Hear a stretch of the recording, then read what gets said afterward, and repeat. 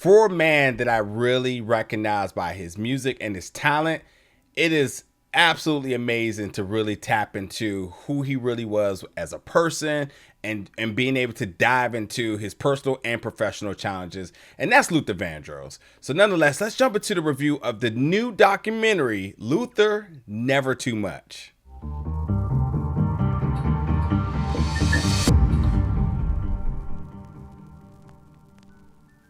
What's up, everybody, and welcome back to the channel today for another review. And today we're going to be reviewing the new film, Luther, Never Too Much, which made its world premiere this year at Sundance Film Festival 2024 and now makes its New York premiere at Tribeca Film Festival 2024. So this is brought to you by CNN Films, which only leads me to think, especially after Oprah Winfrey Network, the OWN network, acquired the distribution rights to the documentary, that it's probably going to air on CNN or OWN or Max sometime either later this year or early next year. So keep an eye out for it.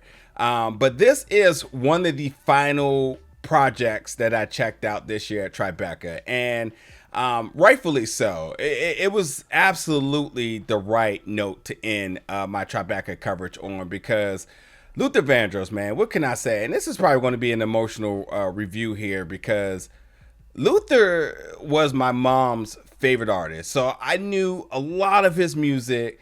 Yes, the voice unlike no other.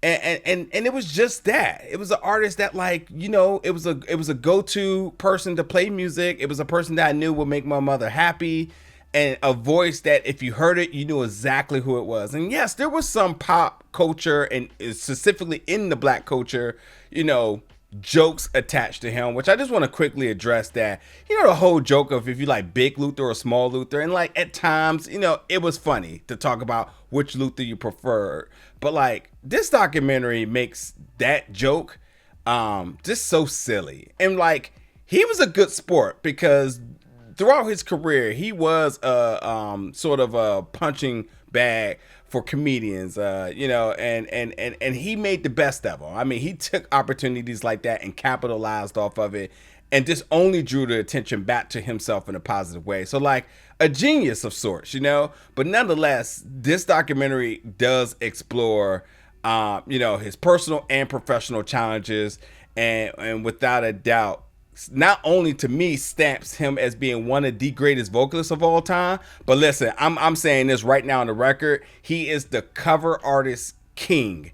If he covers your song, it is his song at that point on, because he gives so much respect and dignity to the original, and then elevates it in his own special way with so much like just the true professionalist that he is, and then his vocal range and his little additives that he gives to it, like it becomes Luther's songs, to the point that you may forget that it's actually not his original song, but he's the cover king. And it just shows you time and time over in this documentary why you will label him as that too. And even the original artist of some of the songs that he's covered absolutely understands the respect that he puts and gives when he covers your song, and even they will acknowledge that, like, I'm very glad that he did so. But nonetheless, in this hour and 40 minutes, it takes you down memory lane of just endless hits and emotions. And I gotta say, it hit me in the feels about 100 times over. One part that really sticks out to me is when him and Mariah Carey was singing together "Endless Love." It's such a beautiful moment. But like, yeah, you're gonna cover so much of his life.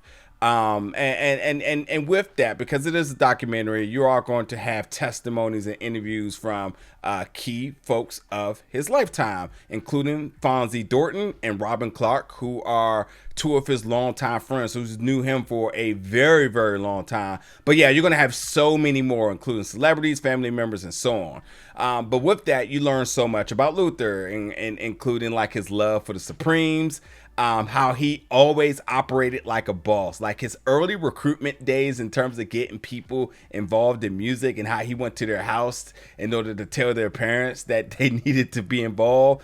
I mean, I think it's a fair comparison, but like you do see traits of like Tyler Perry in him, but in respect, it should be traits of Luther Vandross and Tyler Perry, because these were like two people who, against all odds, went out there and achieved their dreams and their goals. And like, yeah, Luther had that boss mentality, you know, and like beyond that, he was a student to the game. He studied every singer that he loved, down to their clothing and to like their vocal choices and their styling of vocals and even the lyrics, of course. And like, yeah, you're going to get a lot of stock footage, interviews, and audios from Luther, basically describing a lot of what I'm talking about here, as in terms of his own words. But Luther, who lost his father at a young age, at the age of 8, who was also very vocally blessed, was a lot of the reason why Luther felt that like he was as talented as he was, because it's in his blood. And yeah, he took that and he absolutely tripled down on that, you know. He knew this is the only thing he wanted to do, and he put all of his resources to that. This was the only option A only here. But with that being said, like, yeah, because there's no Luther without the people that obviously inspired him. So you're going to get so many other iconic groups, singers, and just influences of his. And like, you'll see exactly how he almost kind of crafted his own sound from the other folks that he was influenced by. But like, yeah, so you get to hear performances from some of those other folks as well too. And not even just musically, but like aesthetically as well too.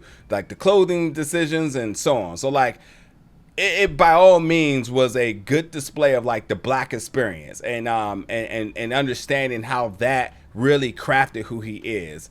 But then there was like so many, while I didn't know a lot about his story, there was things that wasn't even near my radar. Like, I never knew he sung with David Bowie. I never knew that David Bowie personally picked him out, you know, which is like from one legend to the next, you know. So that was really, really cool.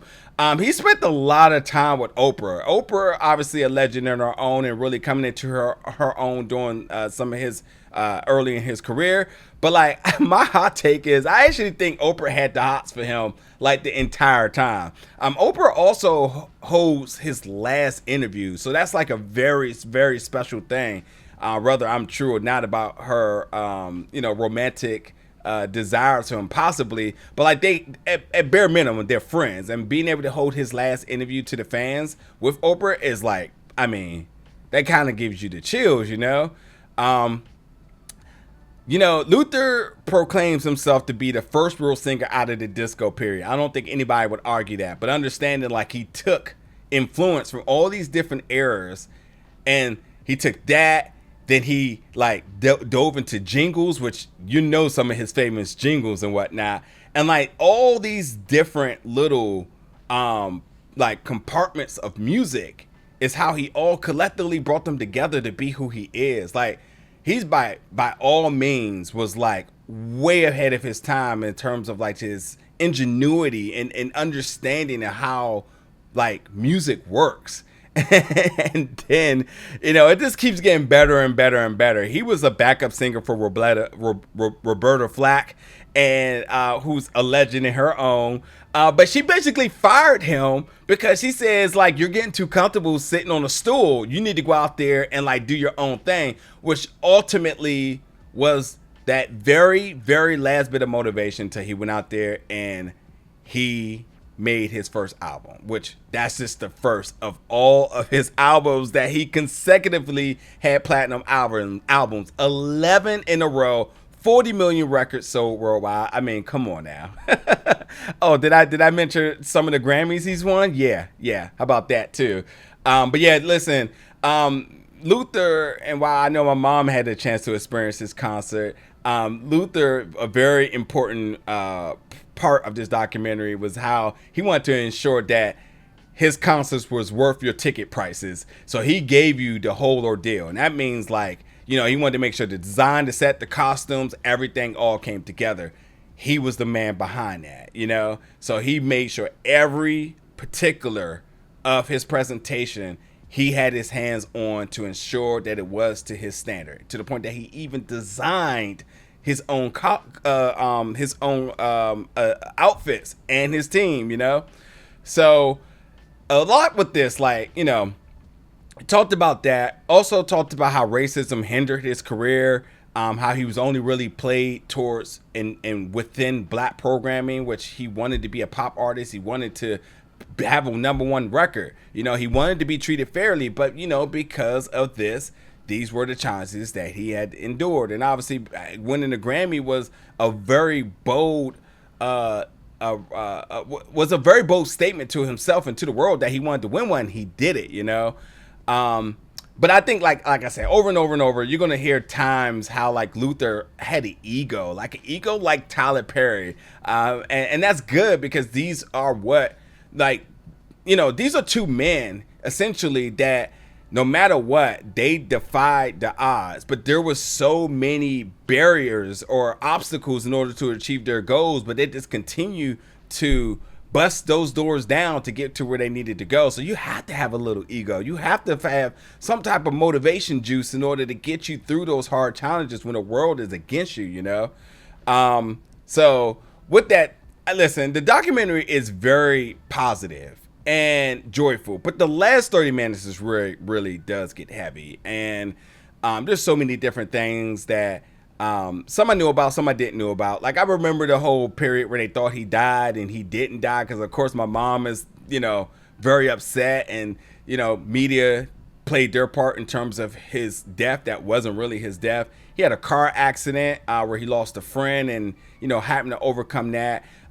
Questions about his sexuality, and it's really sad because like, it breaks your heart when this is a man that has given so much to the world, and there wasn't a safe space for him to openly and be free about that, you know. And it was never ever determined whether he was gay or not, and nor did it matter. But he didn't feel comfortable with even allowing that to be like a narrative around him, because he wanted to, like, he didn't want to upset his fans. He didn't want to just do anything but just be really treated fairly. And it's sad he could never ever really come to terms with that, because, well, we know the world and how the world is still now. But like, it's just sad that like, for everything he's done, that there was never a safe space created for him to be able to do so. And then it went to about his weight fluctuations, you know, from being you know, losing, I think, about 125 pounds to gaining it, and, you know, back and forth and whatnot. And that became such a subject matter for everybody that wanted to talk to him. So it's sad because he wants to talk about the music, his hit records. I mean, again, 11 consecutive platinum albums, 40 million records sold, and all folks want to talk about is his weight loss. And as I talked about earlier, even a running joke in the black community about whether you like Little Luther or Big Luther, and you just realize like, this man was really struggling with obesity, and not even just that, but just his desires for food. Food was his happy space, and he resorted to that when he was depressed, or anything that was like, you know, happening in the world that was challenging to him. That's where he defaulted back to, and that would obviously increase his weight. And because you understand what he's going through, whether he doesn't have a safe space to express his sexuality, with him losing a friend in a car accident. I mean, to the folks that only constantly want to just talk about his weight and not his music, like, these are things that trigger him to make these weight fluctuations more understandable. Beyond that too, he was diabetic. So like, you know, it's just sad, and understanding that, it's just, it makes the joke so senseless, you know. But I will say, like, I learned so much about him, and I've always appreciated his music, and especially everything he's done around me personally, just because of just seeing how happy he made my mother and my family members, and even myself. And then like, growing older and understanding the lyrics and whatnot, and just how much he's given out to, or how he made everybody around him happy. And he really struggled with one core thing, because in this they talk about, and they ask him what's his favorite song, and with his favorite song, and I don't want to give anything away, you kind of look into those lyrics a little bit differently, and understanding why he's given so much to others. He really struggled with being happy, you know, self-happiness, because all he ever wanted was that one person to love him. And I get it. You know, it's like, yeah, a lot of fans love you, your close people love you, but he wanted that one person. And like, it's a sad story when you think about that. And at times you can almost go as far as saying like he was misunderstood, you know? But you know, this was a fantastic documentary. Fantastic documentary. It will make you tear up. Um, it has a lot of joy. It is a celebration. It does stay very positive. The last 30 minutes absolutely gets heavy, and it taps into his struggles. You know, again with sexuality, with weight, with the rumors around him passing. You know, then the complications of the stroke. They're going to talk about all of that, and then like when you understand the emotional struggles he had. And as I said, like you're gonna learn about his favorite song, because it was asked, you know, out of all your songs, what is your favorite song? And understanding that song and how it really helps you understand who he is to a very different space that you initially probably didn't understand. That this was a man that just truly just wanted just that one person to love him. And you get emotional thinking about it. But without a doubt, keep your eyes peeled for when this releases, because Luther Never Too Much is one documentary you don't want to miss. So yeah, jump in the comments, folks. Let me know your favorite Luther Vandross song. Let me know how excited you are for this one. It's almost like a concert, you know, because you're hearing all of his great songs and all the great moments in history with him. His performances on so many different platforms, so many different stages. Like, he's a true legend. He's an icon. There would never be another Luther Vandross. I mean, the voice, the songs, just the jingles. Like, there will never ever be another.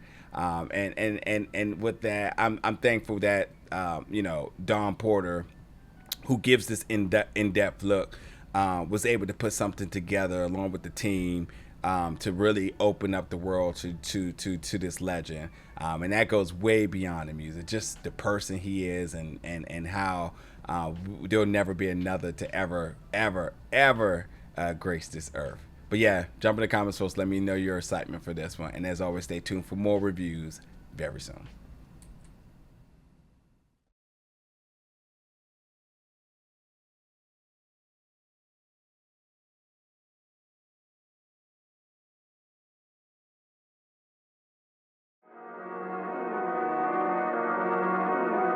I